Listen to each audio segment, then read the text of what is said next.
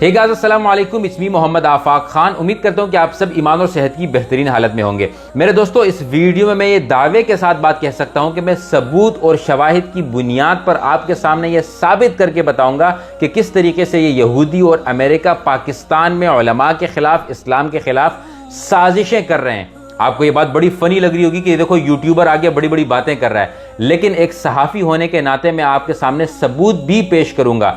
हमें बड़ी हंसी आती थी, मजाक लगता था जब उलमा कहते थे कि यहूदियों की साजिश है। हम ये जवाब देते थे कि यार यहूदियों को या अमेरिका सुपर पावर को क्या पड़ी है कि वो पाकिस्तान में किसी मस्जिद के इमाम के पीछे साजिश करेगा। ये बात साबित हो चुकी है, अब गौर से सुनिएगा। एक ऑर्गेनाइजेशन है, रिसर्च ऑर्गेनाइजेशन रैंड कोऑपरेशन के नाम से, जो कि बहुत बड़ी ऑर्गेनाइजेशन है, 50 से ज्यादा मुख्तलिफ ममालिक में काम कर रही है। मैंने इसका ये स्क्रीनशॉट भी लगा दिया है, इसका लिंक भी मैंने यूट्यूब की वीडियो में डिस्क्रिप्शन में दे दिया है। इन्होंने जी मुसलमानों पर रिसर्च की और रिसर्च के जो इन्होंने आर्टिकल लिखा उसका नाम है इस्लामिक फंडामेंटलिज्म इन पाकिस्तान। इसमें उन्होंने मुसलमानों को 4 हिस्सों में तकसीम किया। बात को आगे बढ़ाऊं इससे पहले तो ये डॉक्टर इसरार अहमद ने भी यही बात और इस चीज़ की बात अपने मुख्तलिफ तकारीर में कर चुके हैं, लेकिन चूंकि मेरे हाथ में आज ये रैंड कोऑपरेशन की पूरी चीज़ आई है तो सोचा आप लोगों के साथ भी शेयर करता चलूँ। इन्होंने 4 हिस्सों में तकसीम किया है जी मुसलमानों को। पहला है फंडामेंटलिस्ट, वो लोग जो कि इस्लामी निज़ाम चाहते हैं, जो कि इस्लाम को अपनी ज़िंदगी का हिस्सा बनाना चाहते हैं, जो कि इस्लामी निज़ाम के तौर पर मुल्क को चलाना चाहते हैं। ये सबसे बड़ा मसला है उनके लिए। दूसरे पे है जी ट्रेडिशनलिस्ट, जो कि हमारे उलमा हैं। ये 2 लोग इनके लिए बड़ा मसला है और ये चाहते हैं कि ये जो 2 सोच रखने वाले लोग हैं ये एक दूसरे से दूर रहें। एक तो वो जो इस्लामी निज़ाम कायम करना चाहते हैं, दूसरे वो जिनकी आवाम तक ईजिली अप्रोच है। मिसाल के तौर पे अगर एक मुसलमान है, वो बस अपनी नमाज पढ़ता है, आता है, किसी से कुछ नहीं कहता है। यहाँ बरतानी में बड़ी बड़ी मसाजिद बनी हुई, किसी को कोई मसला इसलिए नहीं है कि भाई इनका काम है जाकर नमाज पढ़े, नमाज पढ़ के वापस आ जाए। मसला तब शुरू होगा जब ये इस्लामी निज़ाम की बात करेंगे, जब ये हक के लिए खड़े होंगे, जब ये जुल्म के खिलाफ खड़े होंगे, जब ये बेहयाई के खिलाफ खड़े होंगे, तब मसला होगा। वरना तो मुसलमान दिन में 50 नमाजें पढ़े, इनको कोई मसला नहीं है। अब जो उलमा है इनसे क्या मसला है? इनसे मसला ये है कि जी चूंकि हमारे दीन में ये नमाज फ़र्ज है और स्पेशली जुम्मे की नमाज के लिए अवाम को वैसे भी मस्जिद जाना पड़ता है, वहाँ पर उलमा का और अवाम का कनेक्शन बहुत आसान है। इनका ये मकसद है कि किसी तरीके से इन मुसलमानों को उलमा से दूर कर दिया जाए, और ये एक हद तक बदकिस्मती से कामयाब भी हो चुके हैं कि हम एक इमाम के पीछे नमाज पढ़ते हैं, लेकिन फिर उसी इमाम के पीछे हम बातें भी करते हैं, हम उसके जुम्मे का बयान सुनते हैं, फिर उसी को बेवकूफ़ भी कहते हैं। ये हमारी बदकिस्मती, हमारा अलमिया, क्योंकि हमें इस तरीके से ब्रेन वॉश कर लिया गया है। मैं एक मिसाल देना चाहूँगा सियासत से बालाताक होकर, क्योंकि पाकिस्तान में एक ही मौलवी है जो कि एक बहुत बड़े सियासतदान है, मौलाना फजल रहमान साहब। अब इनकी मिसाल सुनिएगा। जब एक ज़माने में सोशल मीडिया नहीं था, इसके बावजूद इनके जलसों में इतनी बड़ी तादाद में लोग कैसे पहुँच जाते थे। अब रिसेंट बात कर लेते हैं। रिसेंटली पिछली दफा इलेक्शन में तमाम पाकिस्तान की बड़ी पॉलिटिकल पार्टीज ने करोड़ों रुपए लगाकर 9 बजे बड़ी बड़ी खबरों के प्राइम टाइम पर अपने इश्तिहारात चलवाए जलसों के लिए, लेकिन मौलाना फजल रहमान साहब की पार्टी ने कोई इश्तिहार नहीं चलाया, बस चंद बैनर लगाया, व्हाट्सएप के जरिए लोगों को बुलाया। फिर भी अवाम का समंदर कैसे उमड़ आया? क्योंकि उनकी पार्टी में वो लोग शामिल हैं जो कि उलमा है, और उलमा का अवाम से कनेक्शन बहुत आसान है। तो इनके लिए सबसे बड़ा खतरा वो है कि कोई मौलवी पावर में ना आ जाए, कोई मौलवी सियासत में ना आए, चाहे वो मौलाना फजल रहमान साहब हो या कोई भी हो। इनको मौलवी माइंडेड लोगों से मसला है, क्योंकि ये अवाम में बिल्कुल इन्वॉल्व होते हैं, और अगर ये सियासत में आ गए तो ऑब्वियसली पावर में आएंगे। पावर में आने के बाद ये वही इस्लामी निज़ाम कायम करेंगे, और इनको यही खतरा है जो कि अफगानिस्तान में हुआ। इनके ये खतरात बहुत पहले से थे, ये रिसर्चेस कई सालों से होती आ रही है, कोई पहली दफ़ा नहीं हुई है। अब इन्होंने क्या किया कि किस तरीके से अवाम से उलमा को दूर करें।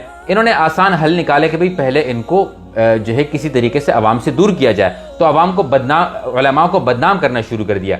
आपने अगर नोट किया हो, अगर ये टेररिस्ट की बात करते हैं, किसी दहशतगर्द की तस्वीर दिखाते हैं, तो मेरी तस्वीर क्यों नहीं दिखाते? अगर आपको मुसलमानों को बदनाम करना है, मेरी दिखा दो, किसी अच्छे एक्टर की दिखा दो। बड़ा खूबसूरत लोग पाकिस्तान में मौजूद हैं, लेकिन जानबूझकर दाढ़ी पगड़ी वाले की तस्वीर क्यों दिखाते हैं कि ये गेटअप से, इस दाढ़ी पगड़ी से लोग दूर हो जाएं, किसी तरीके से इनका एक कनेक्शन खत्म हो जाए। पहले इन्होंने उलमा से दूर किया, फिर यहां पर रुके नहीं, फिर उलमा को बदनाम करना शुरू कर दिया। दूसरे आपस में फिरकों वाली बातें शुरू हो गई। ऐसे लोग जो उलमा के गेटअप में आकर खुद को जो है मुहद्दिसीन कहलाने लगे, जो कि भाई हम उलमा से बड़े अच्छे हैं, हम उलमा से बड़े अच्छे हैं, और अवाम इन बातों में आती गई। हमें ब्रेन वॉश किया गया प्रिंट मीडिया के जरिए, सोशल मीडिया के जरिए, इलेक्ट्रॉनिक मीडिया के जरिए। آپ مجھے بتائیں اسلامی جمہوریہ پاکستان میں کسی ایک بڑے چینل کا نام بتا رہے جب پرائم ٹائم پر کہیں اسلام سکھایا جاتا ہو, کہیں کسی مولوی کو بلا کر اسلام کی دین کی باتیں ہوتی ہوں پرائم ٹائم میں کوئی بڑی بات, ایسا بالکل بھی نہیں ہوتا, کیونکہ ہمیں دور رکھنا شروع کر دیا ہے علماء سے, اور لیکن ہم بدقسمتی سے اس بات سے ناواقف ہیں. ایک اور بات آپ ذرا غور سے سوچئے گا, اپنے والدین سے پوچھئے گا کہ علماء نے کیا کیا ہے. بھائی مسلمان تو ہم سارے ایک ہی گنگا میں نہا رہے ہیں نا, ہم سب غلط کرتے ہیں, ہم سب کرپشن کرتے ہیں, لیکن بدنام صرف علماء کیوں ہو گئے ہیں؟ کیوں ان 20 سالوں میں علماء کو بالکل الٹ کے بدنام کر دیا گیا؟ 20 سال پہلے بھی یہی علماء موجود تھے, یہی دین پڑھتے تھے, یہی کتابیں پڑھتے تھے, یہی مدارس پڑھتے تھے, ان کا ایک مقام تھا, مقام آج بھی, لیکن ہم عزت کیوں نہیں کر رہے ہیں؟ ذرا تھنک اباؤٹ اٹ کہ ہمیں کس طریقے سے برین واش کر لیا گیا ہے کہ ہم علماء سے خود کو زیادہ عقل مند سمجھنے لگے ہیں. ہمیں دین سیکھنے کے لیے علماء کی ضرورت نہیں ہے. یہ اس طرح کی باتیں انہوں نے لانے شروع کر دی کہ دین سیکھنے کے لیے علماء کے پاس جانے کی ضرورت نہیں ہے, خود پڑھ لو, خود پڑھ لو, خود پڑھ لو, تاکہ ہم علماء سے دور ہو جائیں. یہ نعرے کوئی ایسے ہی نہیں اٹھ کے آ گئے, یہ باقاعدہ بنائے گئے ہیں, بیٹھ کر ریسرچ کی گئی ہے, 80 پیجز کی ریسرچ ہے, آپ پڑھیے گا آپ حیران رہ جائیں گے. خیر, اس کے بعد انہوں نے کیا کیا, اس کے بعد ہے جو تیسرا حصہ ہے, یہ ہے ماڈرنسٹ. وہ لوگ جو بھائی مسلمان تو کہلانا چاہتے ہیں, لیکن وہ کہتے ہیں کہ بھائی کوئی بھی تہذیب ہو, کوئی بھی ثقافت ہو, ہمیں کوئی مسئلہ نہیں ہے, ہر چیز کو ویلکم کرنا چاہیے. آخر میں سیکولرسٹ, جن سے ان کو کوئی مسئلہ ہی نہیں ہے. اب آپ نے دیکھا ہوگا کہ یہ کون سے مسلمان مغربی ممالک میں بڑے ہی زیادہ مشہور ہیں. ہر وہ مسلمان زیادہ سے زیادہ مشہور ان کے سر پہ بیٹھا ہوگا جنہوں نے کسی طریقے سے اسلام کو نقصان پہنچایا ہوگا, جس نے ہماری تہذیب کو بدنام کیا ہوگا. میں کسی کا نام نہیں لینا چاہتا, آپ خود ذرا سوچ لیجئے کہ اگر کسی کو آسکر ملا ہے, یا کسی کو سر پر بٹھایا ہے, یا کسی کو جو ہے مفت میں انہوں نے سٹیزن شپ دے دی ہے, کیوں دی ہے, کس بنیادوں پر دی ہے؟ جب آپ سوچیں گے, غور کریں گے, تو وہ بات مڑ کر راؤنڈ اباؤٹ کی طرح اسلام پر ہی آ جائے گی. میرے دوستو, آپ لوگوں سے میری یہ گزارش ہے کہ سیاست سے بالائے طاق ہو کر صرف ایک چیز سوچے تو صحیح کہ اتنی تعداد میں علماء موجود ہیں, اتنی تعداد میں مدارس موجود ہیں, کون سا مسلمان ہے جو کہ کوئی نہ کوئی کسی نہ کسی ایک عالم کی تو قدر کرتا ہوگا؟ پھر بھی یہ پاور میں کیوں نہیں آ سکتے ہیں؟ پھر بھی کیوں ہمارا معاشرہ اتنا تباہ ہوتا جا رہا ہے؟ آپ دیکھیں تو صحیح, یوتھ کتنی تباہ ہو چکی ہے. ہم سوشل میڈیا پر آ کر کیا کچھ نہیں کرتے ہیں. ہمارے معاشرے کو تباہ کرنے کی وجہ صرف اور صرف یہ تھی میرے دوستوں کہ جب معاشرے کو تباہ کیا جائے گا, جب معاشرے کو دنیا میں انوالو کر لیا جائے گا, پھر کون پاگل ہے ظلم کے خلاف کھڑا ہوگا؟ میری ایک اچھی جاب چل رہی ہے, اچھے خاصے پیسے کما رہا ہوں, جو نا کھل کے گھوم رہا ہوں, مجھے کیا مسئلہ ہے؟ کوئی ظلم کرے تو کرے, میری زندگی تو ٹھیک ہے. یہاں پر یہی کانسیپٹ ہے, کوئی ظلم کرتا ہے تو کرے, بھائی میری زندگی تو ٹھیک ہے نا. بدقسمتی سے یہ کانسیپٹ مسلمانوں میں بھی آ گیا ہے, بھائی میں انگلینڈ میں بیٹھا ہوں, انگلینڈ کوئی بات نہیں, پوری دنیا میں جا کے وہ بمباریاں کرتا پھرے, میری زندگی تو ٹھیک ہے, تو مجھے کیا لینا دینا؟ یہ مسلمان کا شیوا ہے ہی نہیں. اس کی سب سے بڑی مثال میں دوبارہ کہوں گا, افغانستان کی مثال دیکھ لیجئے کہ اسلامی نظام کی خاطر کتنی قربانیاں دینی پڑی, کتنا بدنام کرنا پڑا, کتنا بدنام کرنا پڑا. مانا کہ وہ پتھر میں تبدیل کر دیا گیا افغانستان کو, لیکن وہ دوبارہ سے بلڈ اپ ہونے لگے ہیں. And the only reason is they stood up for what they wanted.